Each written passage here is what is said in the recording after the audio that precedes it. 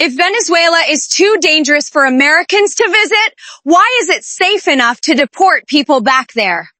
That's the question Senator Cory Booker put directly to Secretary of State Marco Rubio, and the exchange got tense fast. On one hand, the U.S. government warns of torture, kidnappings, armed militias, and political repression under Nicolás Maduro. On the other, the administration is moving to lift protections. Venezuelans living here in the United States. Booker called it a contradiction. Rubio called it a necessary reset. But here's the real question. Can you condemn a regime's human rights abuses while sending people back into its control? Let's break down what happened, what it means, and why this clash could have serious consequences for immigration policy and America's credibility abroad.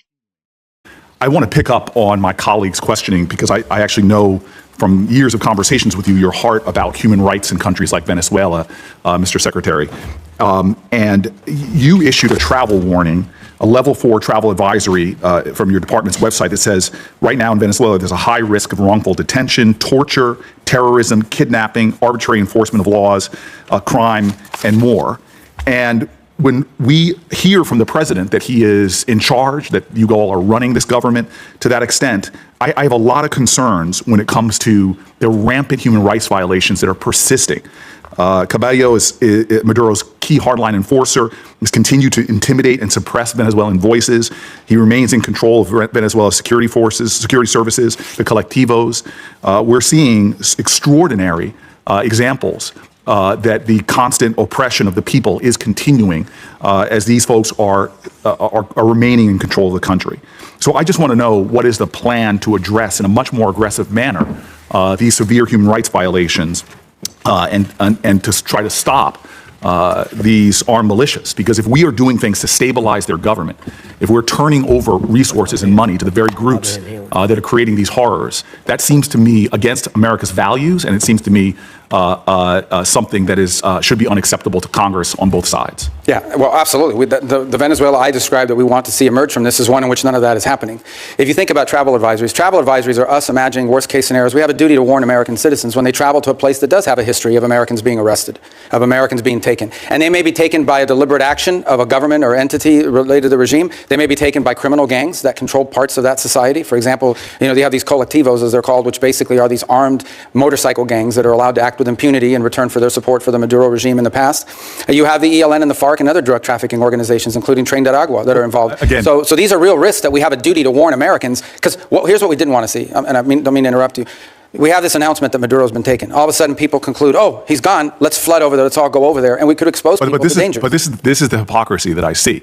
At the same time that you're issuing these human rights cautions about what's going on there for Americans, you have a president that's lifting temporary protected status for Venezuelans. Many of them are individuals that have lived in our country for years, if not decades.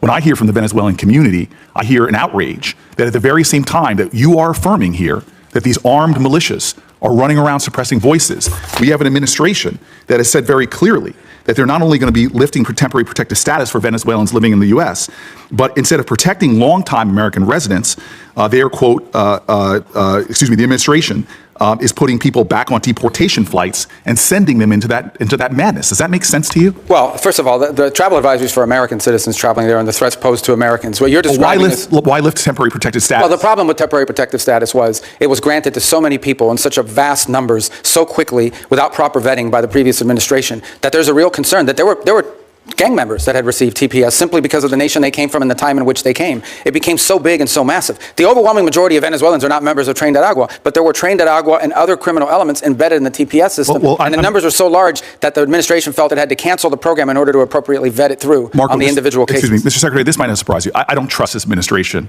and the way they use terms like terrorist. I've seen them calling American citizens domestic terrorists who are people trying to peacefully protest.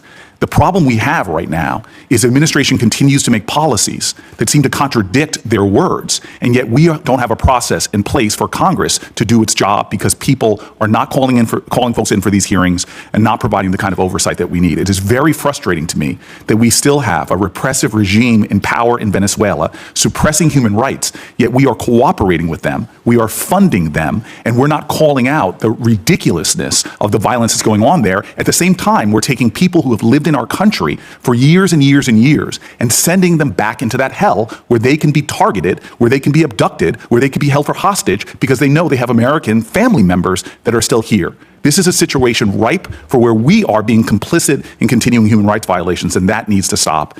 And I think just on 2 points, we're not cooperating with them to continue doing what they're doing now. We're cooperating with them to transition away from what's happening now. And as I said, we're not even 4 weeks into this thing. And if it continues to look like this in 6 months, 9 months, a year from now, if progress isn't being made, we'll have very different feelings about it. But what we're cooperating on is not the continuation of what's happening. It's a movement away from all this and transitioning ultimately to something that looks nothing like this. That's the goal. But it's been less than 4 weeks. I mean, we think we've made substantial progress in a very short period of time, but I acknowledge we want to make a lot more progress. This is not the end state that we want. In one of the most revealing exchanges on U.S. foreign policy and immigration, Senator Cory Booker pressed Secretary of State Marco Rubio over what he described as a fundamental contradiction in America's Venezuela policy.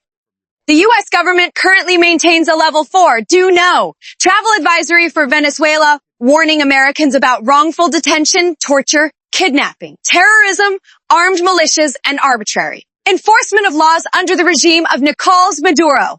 The advisory paints a stark picture, a nation gripped by repression, criminal gangs, and political instability. But Booker asked the question many Venezuelan American families are asking right now. If Venezuela is too dangerous for Americans to visit, why is it safe enough to deport Venezuelans back into it? At the center of the clash is Temporary Protected Status ATPs, a program designed to shield migrants from deportation when conditions in their home country are unsafe. The administration argues TP was expanded too quickly and without proper vetting, potentially allowing criminal actors to benefit from protections intended for vulnerable families. Rubio defended the move as a necessary reset, claiming cooperation with Venezuela is aimed at long-term political transition, not support for repression. Booker pushed back hard. He questioned whether lifting TPS while simultaneously acknowledging ongoing human rights abuses undermines U.S. moral authority. He raised concerns about deporting long-term residents back into a country where armed militias operate with impunity and where returnees could face targeting or detention. The exchange goes beyond Venezuela. It touches on America's credibility on human rights, whether immigration enforcement is outweighing humanitarian commitments, the balance between national security and moral responsibility, and whether Congress is providing meaningful oversight in foreign policy decisions. Rubio emphasized that the administration is only weeks into its strategy and says the goal is democratic transition. Booker warned that policies and rhetoric must align, because when they don't, real families pay the price. This is more than political theater. It's a debate about values. Is this a security recalibration? Or is it a dangerous inconsistency that weakens America's human rights stance? Watch the full breakdown as we analyze what this confrontation reveals about us immigration policy, Venezuela strategy, and the broader fight over America's global role.